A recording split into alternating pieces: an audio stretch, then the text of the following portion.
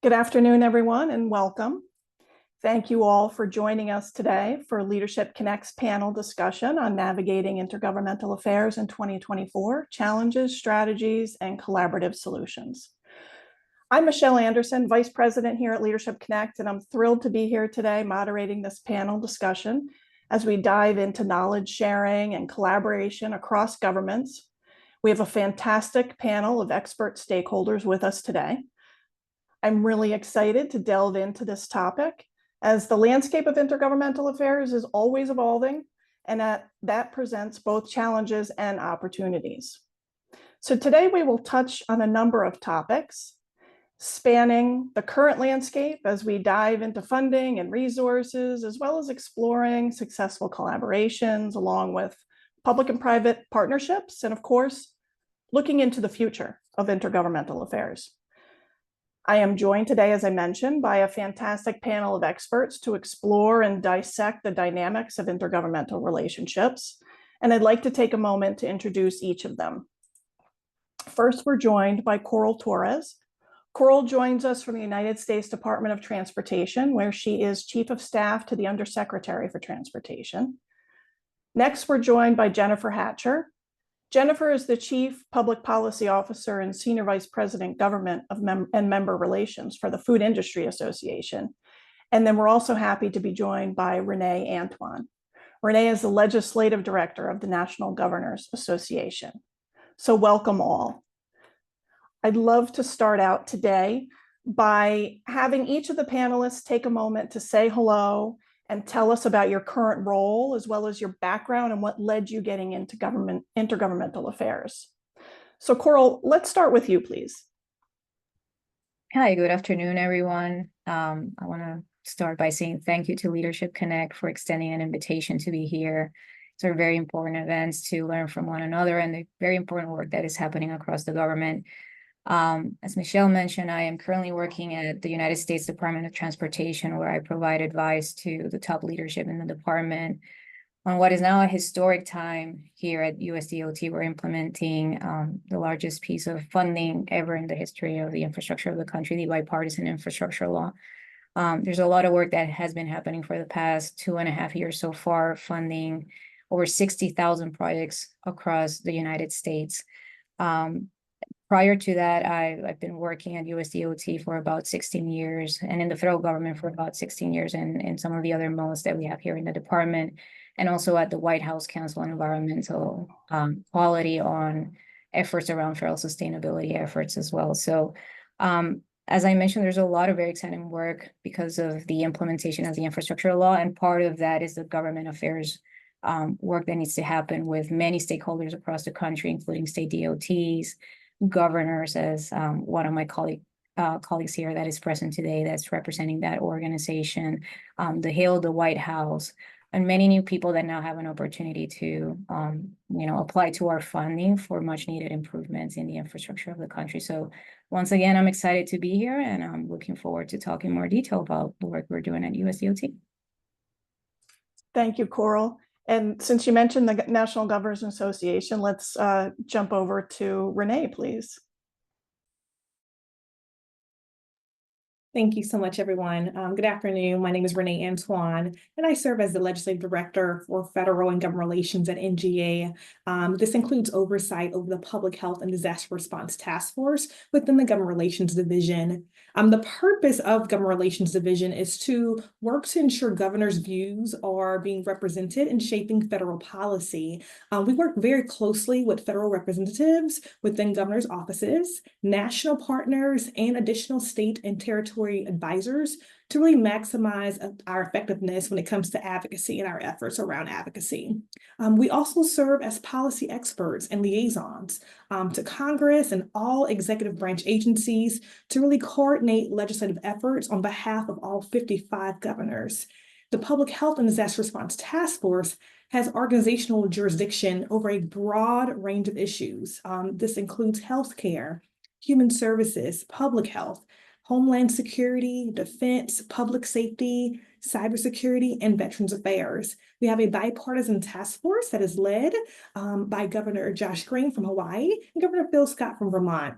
And so our task force codifies federal priorities on behalf of all 55 governors each and every year. And it's our job and our role to make sure that we are having great communication with Congress, with the White House and federal agencies to bring those priorities up, and to also make sure that any communication that needs to be transmitted back down to governors and their advisors and state staff are also done so appropriately. And so we're so excited. There are so many great things happening across intergovernmental affairs as it relates to NGA as a whole and our partners. And so we're excited to talk about some of those things today. So thank you.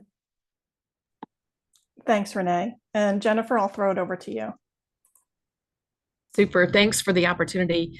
I'm Jennifer Hatcher, our Chief Public Policy Officer at FMI, the Food Industry Association. FMI represents retailers, wholesalers, and product suppliers that are supplying products in supermarkets. And I've been at FMI in this role overseeing the federal, state, local, regulatory, and political for several years, and 26 years at the association. Then spent time before that on Capitol Hill as a chief of staff and at a federal agency at the Department of Treasury, and starting my career actually as a White House intern. So I kind of went backwards. So many people start on Capitol Hill and move into some of these other roles, but it's been really interesting to see the changes. Before I came to Washington, we had family businesses in my home state of Tennessee, and I saw firsthand the needs of a variety of different businesses to navigate all sectors of government, and also the really important role of trade associations and helping them to do that. So look forward to digging into some of these issues more in depth. Thanks, Jennifer, and thank you all. It's so interesting and exciting to hear from you all. You have such diverse and compelling career paths, and that's what's really going to make today such a great discussion. To kick things off, we're going to turn to our audience and begin with a poll. So anyone who's out there joining us today, you can look at the chat and take a look. We're curious to see which trends you think have the biggest impact on intergovernmental affairs in 2024. And while our audience completes that poll, let's jump in and get started. I'd like to open up these first two questions to all of our panelists, and really begin by discussing how the landscape of intergovernmental affairs has evolved in 2024 as you see it.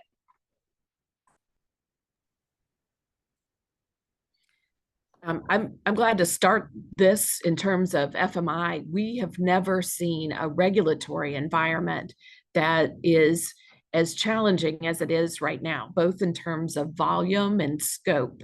And I think that's for a couple of different reasons.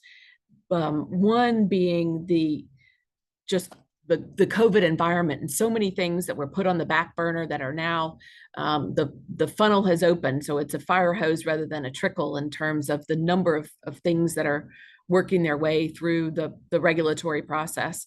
And then second would be divided government on the congressional side, and how that has really empowered agencies to both on the federal side, but also the state, and I would say now the local side. For the first time ever, we have a local head of local government relations on our team.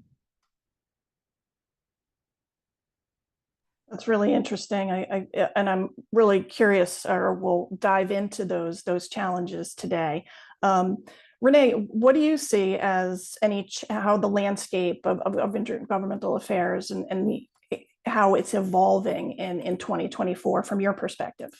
Yes, thank you so much for the question. I'll start by saying I come from a governor's office, and so my perspective on this is quite unique now, representing all governors. I do believe that federal level funding, agreements and partnerships have dramatically shifted most recently, and it's really creating the need to have to rebuild sort of pipelines and infrastructure to sustain activities that would have in the past maybe have had, sort of a black and white solution. Now, as Jennifer mentioned, we are sort of in a climate where nothing's exactly too left or too right. Some things are right in the middle. And because of that, we have to reimagine our infrastructure around partnership and agreements and what that looks like. And that's going to always impact funding. And for us, funding is always going to be a bottom line for building a foundation for states and territories that we serve.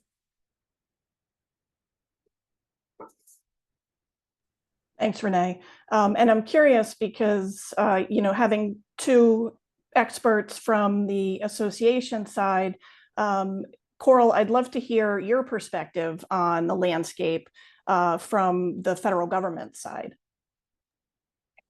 Yeah, for us, as I mentioned, it is quite an interesting time. We've usually had a traditional business model in terms of government relations, which is usually we work with a lot of state Department of Transportations, with transit agencies, metropolitan planning organizations. And we usually assign funding to those, and there's a series of regulatory frameworks that they have to comply with, right? So there's a lot of communication and work that happens on that front, and that continues to serve that purpose as we implement the bipartisan infrastructure law. But thanks to the infrastructure law right now, we now have a new wave of business models where it comes to opportunities where, for example, cities, localities, and even nonprofits in some instances can apply directly to our funds, which is, again, a new world of stakeholders that we're now creating these relationships with. So this has changed things a little bit in the department in very exciting ways. We now have a lot of technical assistance initiatives, for example, to make sure that we can reach out to as many people as possible across the country so that they know of the opportunities that are available to, fund repairs, for example, for highways, for transit projects, electric vehicle charging stations, new connectivity for disadvantaged communities, a wide range of projects that we can fund. So that's very exciting work that's happening. It's sort of a new business model for us, but one that has been very successful. And we also do a lot of new coordination with advocacy groups and organizations that are coordinating with a lot of communities and some of the stakeholders that we mentioned, so that we can share the lessons learned through the traditional business models that we have. So a lot of new exciting things that are happening with more stakeholders and the government relations that we're building, not only with state DOTs, governors, but also more at a local and regional level as well. That's really interesting. Thank you for that. So, taking a look at and discussing sort of the landscape and the things that you've all mentioned, are there specific trends that you see shaping the intergovernmental relations when you're working at that local, state, national, even international levels, if you get into those? Again, open to anyone who on the panel. Michelle, one thing I would just start with is I really think that interagency collaboration is becoming and has to become much more strategic. There was a time, for instance, in our world where we'd get on the line with agencies, both federal agencies and state agencies, after a hurricane to talk about what to do to get everybody back up and running and what waivers are needed. And that approach is obviously fraught with challenges. Now we're talking with agencies well in advance of any kind of challenge about how do we pre-positioning, or whether, this potential for strikes happening and what substitutions may be and where different materials may come from and what they can do in advance and what we can do in advance to be prepared for any kind of disruptions in the supply chain or elsewhere. So I do think it's really important to have a partnership and really be more strategic about those kinds of discussions. And I can comment, sort of follow up to Jennifer's comment. When we're talking about partnership, sustainability across different leadership models is also very important for us. And so we're seeing that sustainability models, transition models are being put into place, in far greater amounts in the past. Actually having a binder or some type of blueprint to let the next administration know what was done, what positive impacts came from some of the metrics that were put into place just for situational awareness has been very positive and beneficial for folks at both the state and the national level. We know that change is inevitable, but having some of those policies and protocols shared across party lines in particular have been very, very helpful to not have to start over every single time there's a new governor or a new legislator or things like that. And so we just want to make sure that we're adapting the current trends to the new leadership, but that we're not completely forgetting about the past so that they don't have to start over from scratch. And so that's one of the trends that we're also seeing in 2024 and beyond, being more willing to also leave that good leave behind binder or that strategy in place. I think that's a really interesting point, is adapting to the trends that you see, but not reinventing the wheel. So it's interesting to hear that, and challenges. Coral, what were your thoughts, again, from the federal perspective in regard to trends that you're seeing and how that's shaping the work that you're doing with different levels of government? Yeah, absolutely. On our end, there's definitely a new wave of innovation happening in transportation, a lot of new exciting work.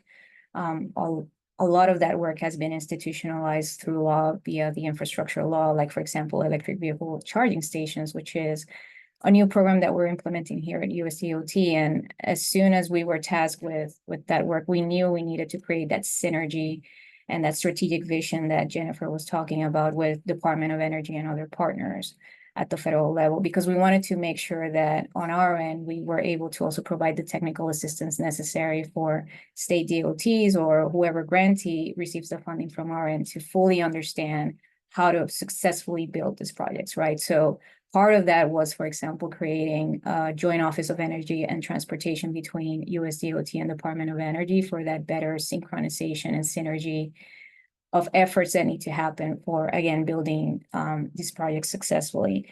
But we're also seeing this new wave of innovation in transportation around, for example, automated vehicles, drones, advanced air mobility, a lot of things that are really changing the world of transportation. And we need to have a lot of conversations with our partners at federal agencies to continue to do the work that we need to do first and foremost, which is have a very safe environment when it comes to the transportation world, right? So that requires a lot of coordination, not only with the federal partners, but also with the private sector stakeholders that are in charge of creating the momentum and the technologies that are being used for those efforts. So there's a lot of change happening, but again, it's exciting change and one that we're targeting straight on. We have, for example, now a chief AI officer at USDOT, and some other partners that are working with us directly through advisory councils or policy work groups to make sure that we can really capture the lessons learned from all angles of this government efforts and relations that we're trying to build. That's great. And I think it's what I'm hearing too is that being able to pivot as trends are seen is really critical. And then that cross collaboration with communication across all levels. We've touched a little bit on challenges. I'd like to dig into it a little bit more. And Coral, if you don't mind, we'll stay with you for a moment. I'd love to know what are the primary challenges you face when working with the various levels of government, such as state, local, tribal, even international partners, when you're implementing transportation policies? Yeah, for us, I think it has been this new business model in some instances, right, of like a larger volume of stakeholders we need to build these relationships with. But I think part of the work that happened, which has been very beneficial, is the creation of a lot of technical assistance tools through the people that we have here in the department, and in some instances through even the law. For example, we have this program called Thriving Communities, in which we can provide funding for a lot of the new stakeholders to have the resources they need to understand the world of funding opportunities and have the technical assistance from a contractor or an entity that can help them strategize how to really pick the right program for the needs that they have with their infrastructure. On an international lens, we do a lot of work on climate efforts for all the different modes that we have here at USDOT. And it's very exciting work that we do. For example, a year and a half ago, we went to the United Nations Climate Conference to talk about the commitments when it comes to the airline sector and that industry, and how we are working hard, again, with other partners at the federal level to hopefully reduce emissions through the implementation of sustainable aviation fuels and other technologies.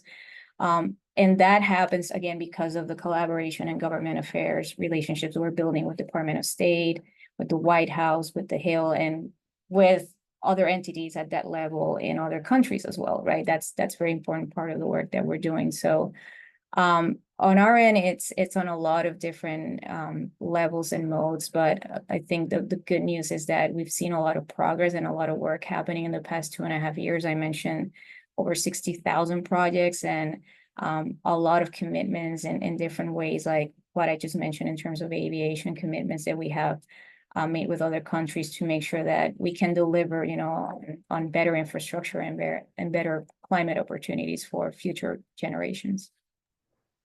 Yeah, I think you hit the nail on the head earlier. It's certainly an exciting time when it comes to DOT and the bipartisan infrastructure law, and the collaboration is such an important aspect of everything that's taking place. Renee, I'd love to turn to you. When it comes to the work that you're doing, how do you balance the need for state autonomy in something like a disaster response with federal oversight and support, especially when federal resources are necessary for recovery efforts? Yes, great question. States and territories often highlight how important it is to balance state independence with the need for federal support, especially during disaster recovery. Governors have really shown how working with the White House, for example, to secure FEMA funds is key to keeping recovery efforts moving along without taking control away from the state or territory. Governors have also emphasized that while states need to act early and be prepared, federal coordination is crucial to ensuring long-term recovery is a possibility, and that strengthening infrastructure is primary. So really the balance is a combination of allowing states and territories to lean on the ground efforts while relying on federal resources and oversight to fill in gaps and support large-scale recovery when it's needed the most. And I would say state education regarding federal resources, eligibility is one crucial factor, as well as the availability prior to a disaster taking place is crucial. We're seeing this all over the nation right now when it comes to disaster relief funding, the immediate needs funding status right now that we're currently in.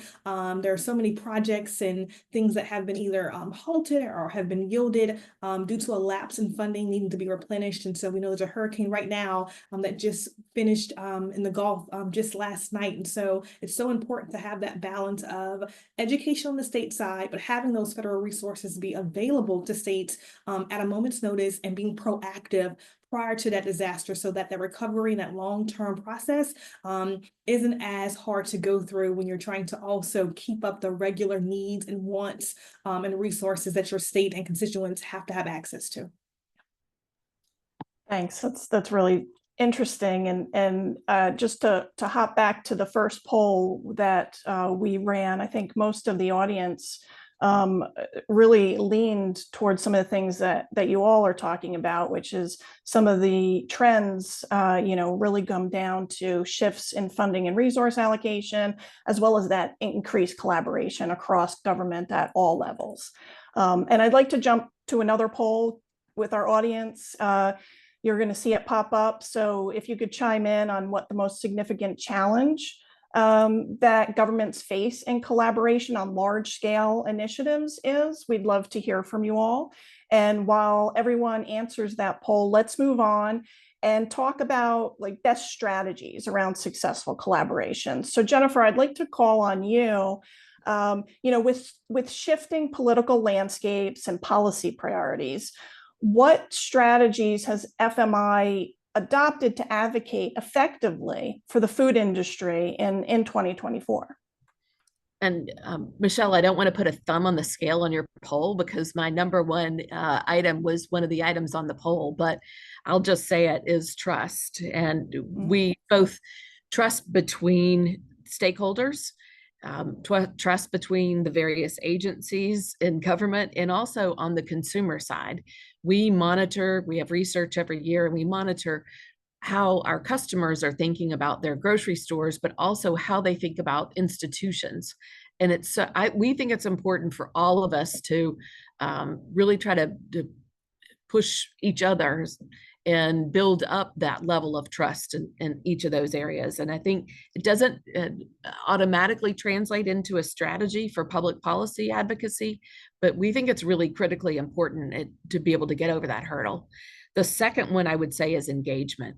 We lost a lot of that during COVID, and that's one of those that we've really doubled down on. Both engagement with on-site visits, the complexity of some of these environments is so significant. We need to show each other, what we're talking about and how we navigate the various environments on site and down in the trenches. And then secondly, with our both engaging with our members and our state associations as well. We're lucky to have state associations that are operating on the ground, and they have a unique relationship with their local agencies, the local health departments and the state departments of human resources, for instance, and state departments of agriculture, and really making sure that when we're doing an on-site visit and we're bringing in a federal regulator, that we engage each of those segments as well, along with our state association, so that we're all aware of the efforts that each of the entities are engaged in and how to make sure that we're coordinating. One of the things, I guess, in terms of our world, for instance, we have a situation, I'll just pick an example in pizza, frozen pizza. Cheese pizza is regulated in one manner and at the FDA, and a pepperoni pizza would be regulated by USDA. The packaging is regulated in a different manner, and it's, obviously we're engaged with the Department of Transportation in terms of the transportation of those products and the truck weights and the all of the waivers and registrations that are required for that truck environment, and then also back over to FDA when you're talking about the temperature inside the truck and the sanitary transportation pieces. So there are just so many elements that we need to make sure are all coordinated. And then the third piece that I would say, so trust and engagement, and the third piece for us is the public-private partnerships components. Both those long-term existing legislated partnerships, and I would say things like the SNAP program, so the Supplemental Nutrition Assistance Program, or the WIC program, which is actually called the Special Supplemental Nutrition Assistance Program. It's for women, infants, and children, or the new program this year, the Sunbucks program, which was a summer feeding program. So all of those would be the legislated pieces, but some of these are non-legislated. We have the partnership for food safety education, and we have a partnership on food waste and food loss, and trying to reduce food waste and food loss. So we think those public-private partnerships are really critical to advancing policy priorities as well. Thanks, Jennifer. That's really interesting. I mean, obviously, trust, engagement, public-private partnerships are all such critical pieces of the puzzle for what you're doing. And I think that really applies across the board with your co-panelists as well. So thank you. That's really interesting. Coral, I'd like to jump over to you for a moment. How has the Department of Transportation strategically fostered collaboration with state and local governments in addressing transportation infrastructure challenges? Yeah, that's a very important question. We do a lot of engagements and continuous coordination with, again, many stakeholders across different levels. For example, the American Association of State Highway and Transportation Officials is a organization that we work with closely to make sure that we understand the needs of the state DOTs when it comes to new regulations, and new laws and bills like the one that we're implementing at the moment.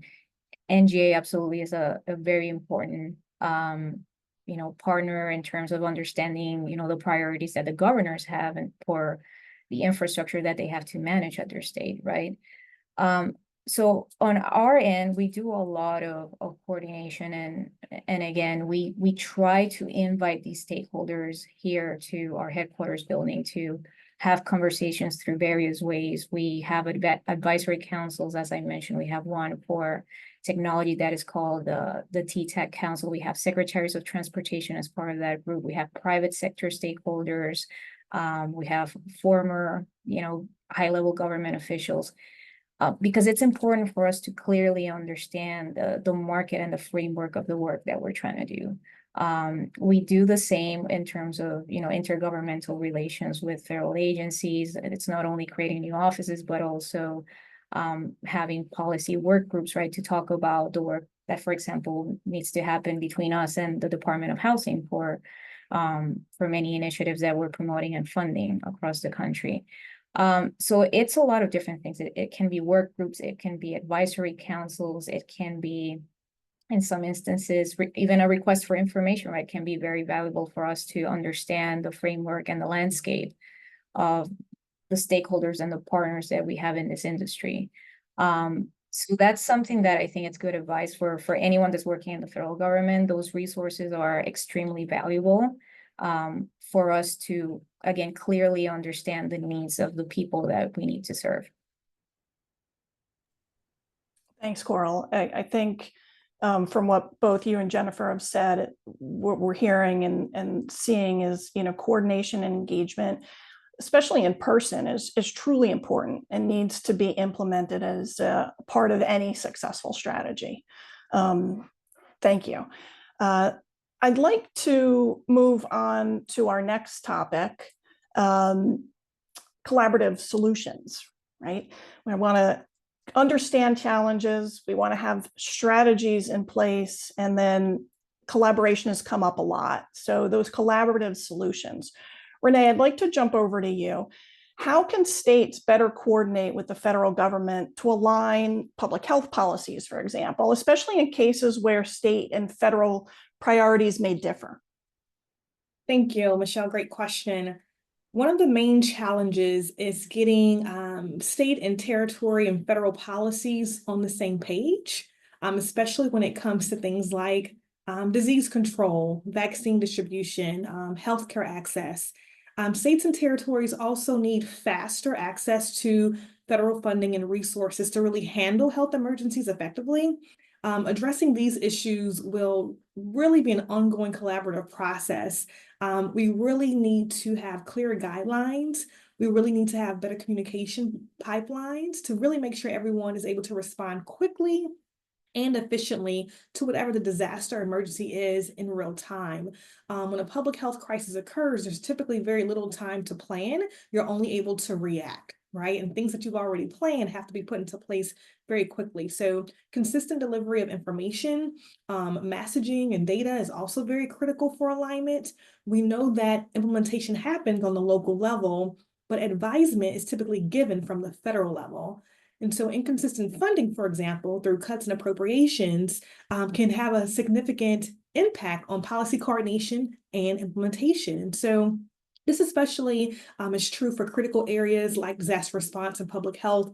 While some states may not feel the effects of cuts immediately, other, particularly more rural states or rural territories, can experience severe consequences. So, for example, a 10% cut in funding may mean the loss of an entire position in a very small, under-resourced program, and it drastically impacts the county or parish's ability to respond to emergencies. And so that's why that budget shortfall for DRF is so important to us right now. It's a great example of having state implementation, but federal oversight to something that is going to impact everyone across America, and thereby also impacting long-term recovery efforts and rebuilding efforts as well. We also regularly hear from states that one-time funding from federal resources can be great for some programs, but overall, it's very hard to implement necessary changes with just one-time funding. For example, wage increases. We really like to see funding that would be at least 3 to 5 years for most states and territories to apply into. Within our National Governors Association, Inter-Governmental Affairs team and our relationships, we are consistently sort of translating and reconciling federal policy requirements with state and territory capacity. And oftentimes that's going to happen when the policy implementations are quite different, or when the capacity for states or territories to implement a policy is quite different. So we tend to have a very sort of symbiotic relationship with this from the NGA side. We're right there in the middle, making sure that the federal government understands the state's perspective and the governor's perspective, but we're also making sure that the states and territories understand where the federal perspective lies as well. So it's a very unique dance that we try and navigate on an annual basis.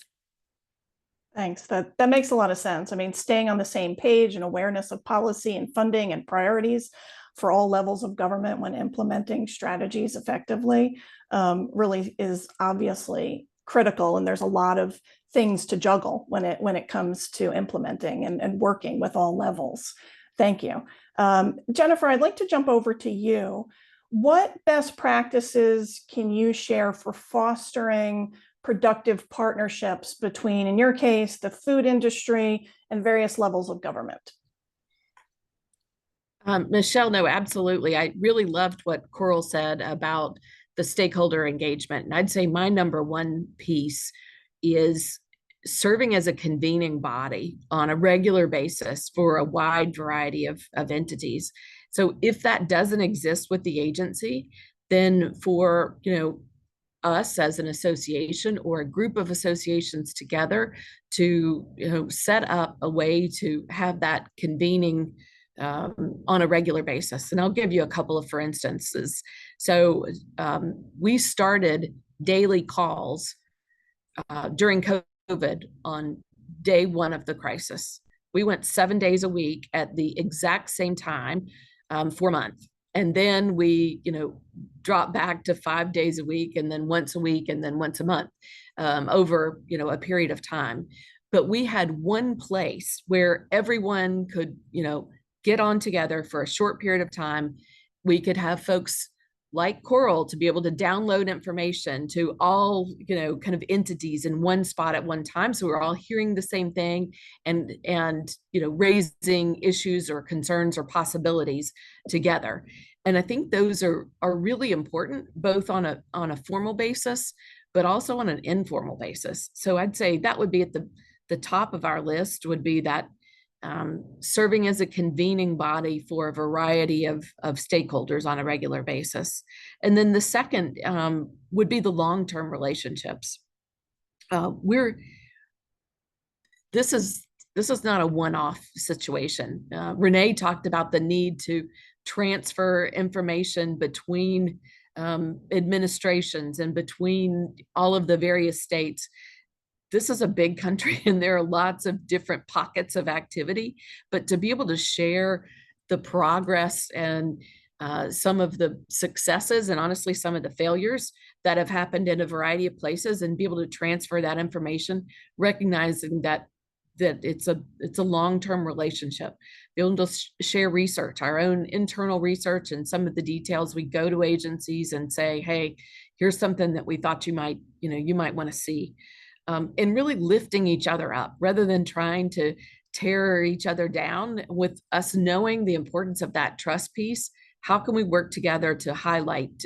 So for instance, one of our agencies is FDA, and they're doing a lot of work on Closer to Zero, which is the issues around some of the heavy metals that are naturally occurring in our foods. But how do we get that down and closer to zero, knowing that we'll never hit zero, and really trying to lift up the efforts of the scientists at the agencies in addition to the work of our own scientists.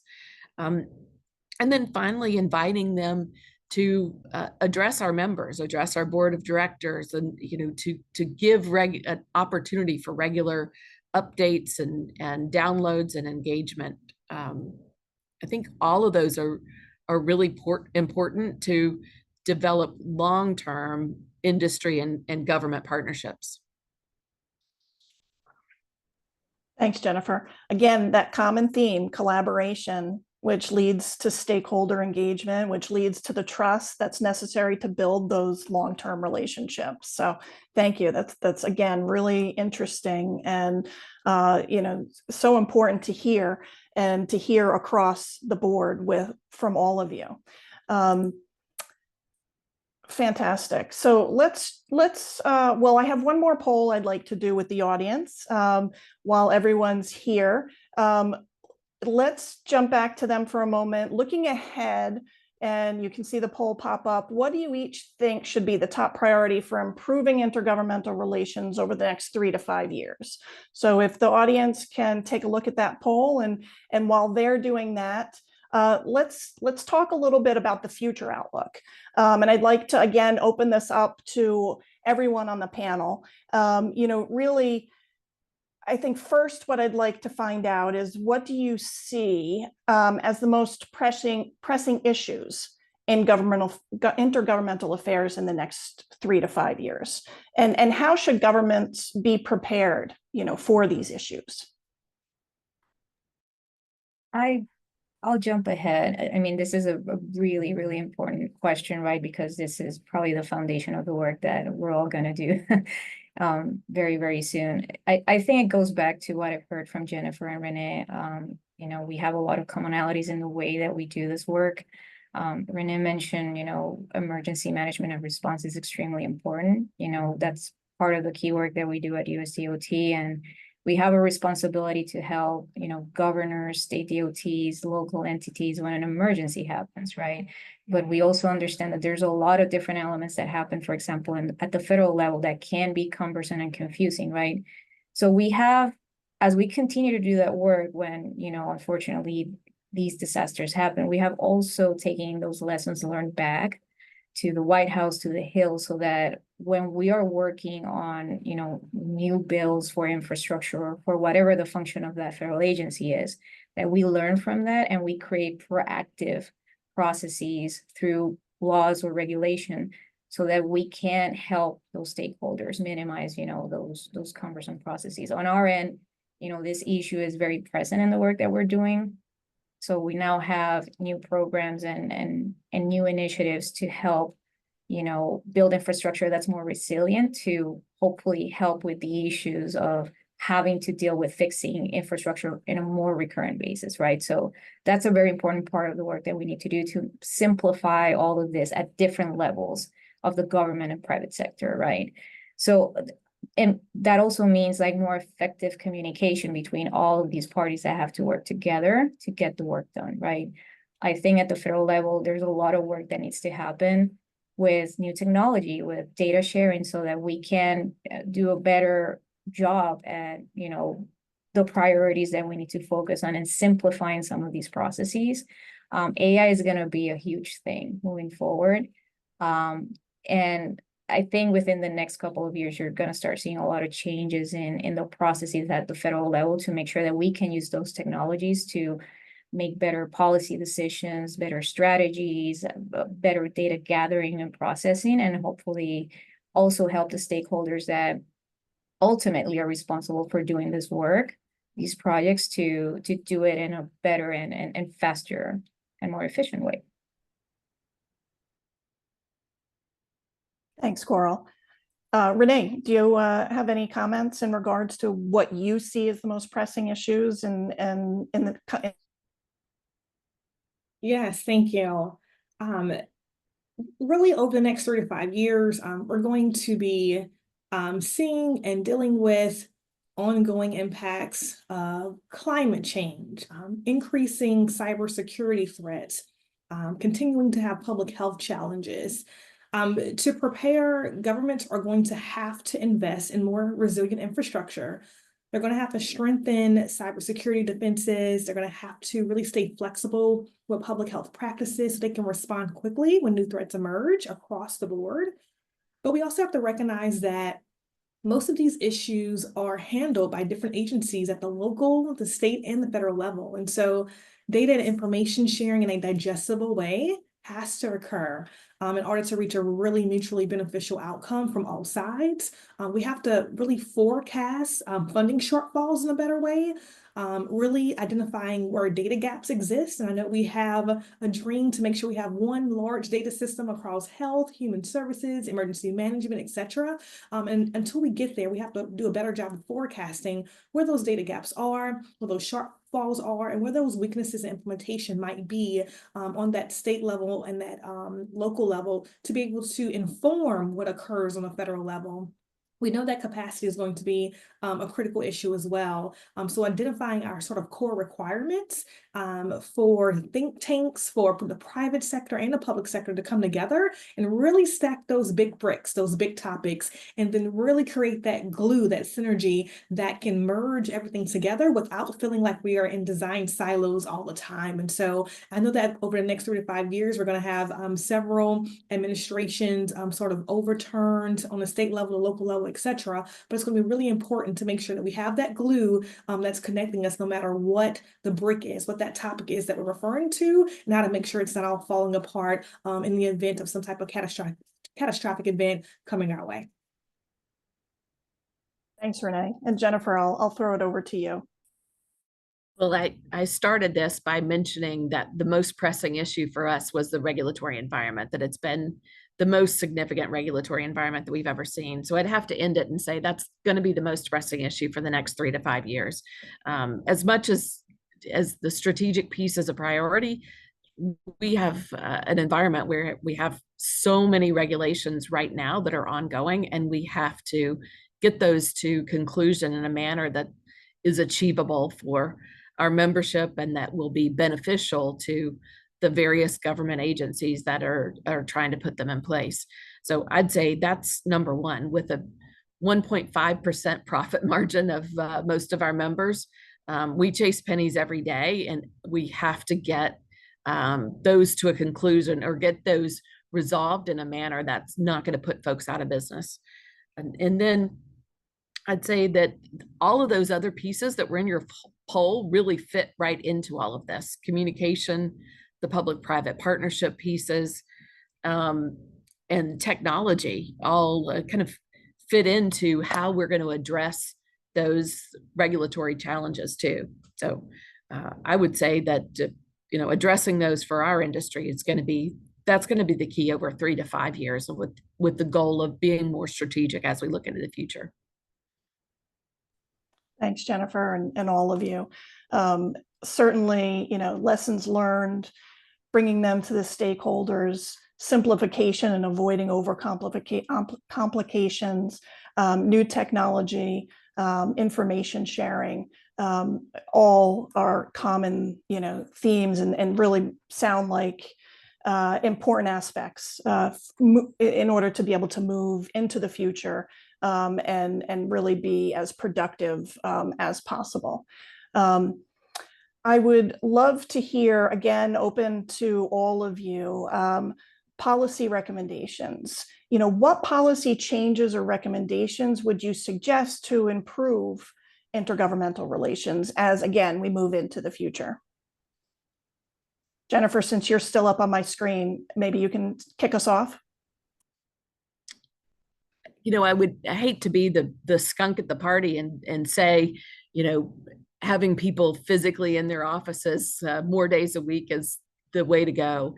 And it may not be the only way to go, but I was thrilled when Coral mentioned the level of in-person stakeholder engagement that they're seeing. I know in the past we've had our key regulatory agencies inviting stakeholders in on a regular basis, and we honestly just have not seen that this year in 2024. I think we've been into the various agencies just a couple of times, and we really want to make sure that that's, I hate to say legislating that, because I think that's not the right way, but that's certainly one of our top recommendations, is really increase those opportunities for a dialogue, both informal and formal dialogue. And that may mean reopening cafeterias too. Thanks, Jennifer. Renee, let me throw it over to you for that one. Yes, I think a few things would be beneficial just to strengthen and coordinate relationships for intergovernmental agencies. But my first is always going to be dismantling those silos that we all are placed in, sometimes unintentionally, sometimes intentionally, making sure that there is transparency at every level, especially when it impacts multiple departments or division across the board. I'll next say adapting our tools and our resources in a different way. Sometimes it's a one-size-fits-all situation, and we want to avoid those types of things. We've heard from so many governors that say, yes, we would love this type of funding, but it doesn't quite fit with what we're doing right now, right? We're not able to actually utilize it in this particular type of format. Can we adapt it? Can we adjust it? And typically the response is no. Right. And so we want to just make sure that we're being adaptive to the populations that we're serving so that we're not wasting resources and funding on the front end. And on the back end, we have some mutually beneficial outcomes. And then I'll also say for my last one is going back to that turnover. And I say this time and time again because I was a part of the governor's office and came to the national scale. Not having a plan for turning over, whether it's the end of administration or just folks transitioning to different roles, is a huge detriment to progress when you have to start from scratch. And so really having some codified language around what's going to happen in the event of someone coming or going is going to be critically important for us to continue to move the bar for other policy priorities that we're going to have that's centered around sort of that ecosystem of change that we're all going through every single day. Thanks, Renee. And I have an audience question that I'd like to jump into because you touched on it a little bit, Renee. Someone from the audience is asking what innovative approaches or tools are being used to enhance intergovernmental cooperation in 2024. And that's open to any of you. Oh, go ahead, Coral. Thank you. I can jump in. I think this is an area that it's still probably in its infancy. I want to go back to technology and specifically AI, because AI is going to be, I think, a significant transformational tool for every industry out there, including the government. And we're doing a lot of work to try and understand how we can use it for better communication and exchange of information efforts at this level, right? Also within a safe environment, right? I think we've also heard today about cybersecurity concerns, et cetera. But this also goes back to the question that you just asked, Renee. This has to be part of the policies that we implement moving forward in technological advancements. I think we need to be more proactive at the federal level to make sure that we continue to move at the pace that these changes are happening, within the private sector and outside of the federal government. But I also want to go back to the flexibilities that we have to implement to make sure that the work that we're doing at this level is effective and efficient for people down the chain, right? We need to have policies, but we need to have flexible policies. Policies cannot be absolute, right? We have been trying to do good work in terms of how the funding that we're providing to some of these new stakeholders is easier for them to access, and we have less criteria and less requirements so that they can get the money quickly and again build the projects as quickly as possible, right? But also policies on the continuity of these efforts and the funding levels that we need to do the work that needs to be done, right? And that goes back to the work that we're doing at all levels of government relations, and particularly with the Hill, right? For example, on our end, we have a 5-year infrastructure law. We're already starting to do work to make sure that there's a reauthorization and that there's appropriate levels of funding moving forward, right? But that's only because of the importance of, again, government affair efforts that are happening at all levels, across the country and particularly at the federal level. Thanks, Coral. And I think you touched upon something that I'd like to dig into a little bit deeper because it relates to another audience question that came in, and it's issues related to funding and resource allocation and how that impacts intergovernmental collaboration and strategies that you found effective in addressing these kinds of challenges. And again, I'll open that to anybody. Michelle, I think you hit on it when you were just in just the last question as well. I mean, what we're doing right here, right now, Zoom, Teams, the platforms. I mean, we're cutting down travel for a number of folks. We may have all flown to a particular location and gotten together. And with some of those reduced resources, there's still ways that we can stay in constant contact and really become, as Coral said, more effective and more efficient in the engagement. But again, not forgetting those folks on the ground out in a number of different communities across the country, and how to make sure that they have the information and the transparency that they need to participate in our government. Thanks, Jennifer. I guess, I can't believe we're already coming up on the end. This hour has flown by. I'd like to maybe, again, quickly go around to each of you and just get from you what, for our audience, is the one key takeaway that you'd like them to remember about navigating intergovernmental affairs. And I don't know if it's as easy as saying one key takeaway, but what do you think, the top items should be that they should remember leaving us today?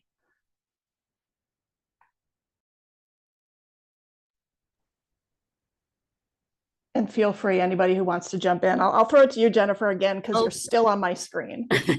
I'll say my top three. I can't pick one, but my top three would be trust, engagement, and transparency. I just looked at our numbers. I said that I followed the trust numbers, really, that we survey those every year.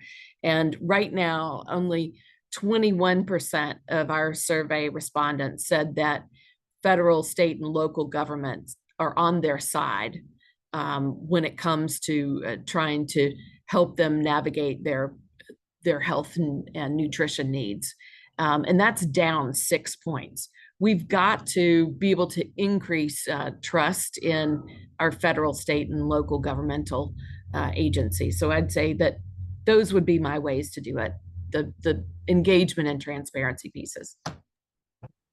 Thanks, Jennifer. Again, I think that's sort of been one of those common themes that we've talked about, and there are so many important points, but I think those three are really, really critical from everything we've heard today. How about I throw it over to Coral? What would be the key takeaways that you'd want the audience to remember from today? Yeah, I think here at USDOT, we tend to use what we call the 3 C's, which is communication, collaboration, and coordination. That has become sort of like the foundation of the work that we do, particularly since, again, we started working on implementing this huge law, because none of the work that we do here matters if we don't communicate, collaborate, and coordinate with all of these partners that we have at other levels of government in the private sector.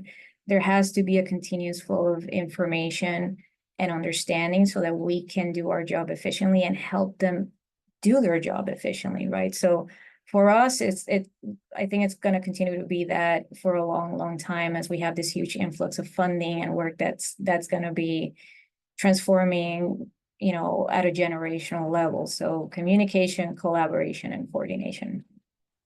Love that. I love the 3 C's. Something we can all certainly take away and implement in our daily lives. Renee, let me throw it over to you before we close up here. Thank you so much. And I just want to, start by saying NGA sort of serves as a forum for fostering bipartisan solutions, specifically on the policy realm, but also on the state implementation side as well. So I'll first start by saying you have to convene yourselves. In the past, sometimes we've had departments and federal agencies that didn't cross over much, but convening is the first step, in our opinion, and then having transparency within those convenings. And so I've mentioned before that it doesn't always have to be 5,000 people in a room. Sometimes you can break those groups up and allow them to have transparent discussions. That sometimes having a safe space allows for a bit more detailed conversation. You get closer to your outcome, and then you share out afterward. And so I think having safe spaces for transparency around what's working, what's not working, and really adopting those best practices, no matter what side of the aisle you're on, is also very important. And then being very, very transparent about the design silos and how to effectively sort of mitigate what happens when communication is cut off due to a turnover in staff or administration, et cetera. And so sort of preparing for what's to come and not being as reactive, maybe being more on the proactive side. And so